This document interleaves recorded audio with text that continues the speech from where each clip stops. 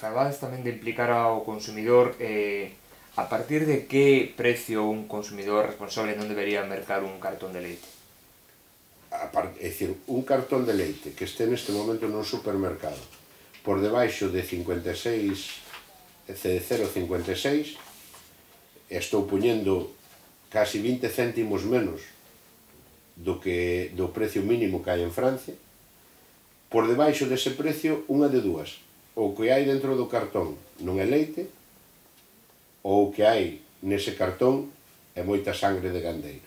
Dito de outro xeito, por debaixo dese precio ou se está vendendo a pérdidas ou se está utilizando como produto de reclamo para que ainda te perdo cartos neso te engaño para que cargue o cesto da compra no resto. En ambos casos é unha mala situación, pero eu iría moito máis alá. A leite, aparte de que dice o goberno galego que é un produto estratégico, pero só o di, despois ten outras prioridades, é dicir, este goberno logrou facer o imposible, que aquelo no que ten competencias exclusivas e que é a súa responsabilidade, como é o caso do leite, non o resolve, e si resolve ou si se preocupa de resolver outras cousas que non entran dentro das súas competencias.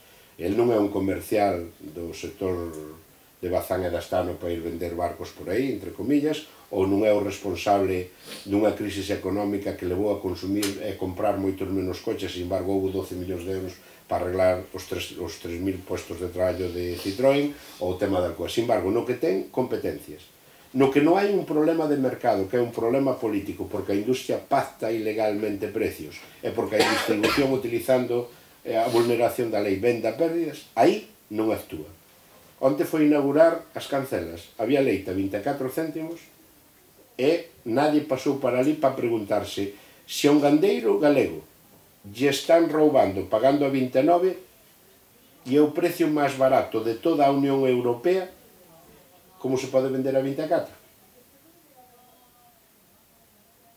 Iso que é ilegal, como se pode permitir seguir facendo? Como alguén do goberno pode participar dun acto onde ten constancia de que están facendo prácticas ilegales? Porque hai un interés de si en Asturias o mesmo litro de leite vale 0,33. Temos agora aquí os precios de setembro. Sigue constatándose unha diferencia de que co que menos 3 céntimos e co que máis 6 en España. Pero no resto de Europa igual. É dicir, por que se paga menos en Galicia? Porque está aquí a mitad do leite, por lo tanto aquí a industria ten claro que prefere pagar cisternas a 30 novas que lle fagan falta, pero non pelearse polo leite porque se lle encarecería esa outra mitad. Eso chamase cártel. Eso non o dice Roberto.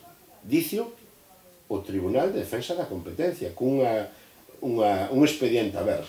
Como se permite un Tribunal de Defensa da Competencia constatar que hai un delito cometido polas industrias desde febreiro de hai un ano e nadie fixo nada para corregirlo, se sigue permitindo? Ese é o problema do grave do que estamos a falar. E o problema, ademais, que moitas desas explotacións se teñen que cerrar, aquí non se volve a reabrir o turno dentro de 6 meses, porque a explotación que cerra non volve a abrir, E iso sí que afecta a moita Galicia do interior. E iso sí deberá facer. O que pasa que non é posible porque hai moitos cartos de por medio de moita publicidade. Como é posible que unha empresa como Gadis, de capital galego, que ten que competir cas francesas que teñen un interés claro en destruir o sector lácteo de aquí, poda facer unha campaña presumindo de galego e atentando contra o sector básico estratégico da ganadería galega, facendo promoción de leite a 0,48 de forma generalizada? É difícil de explicar e é difícil que un goberno consinta esa situación.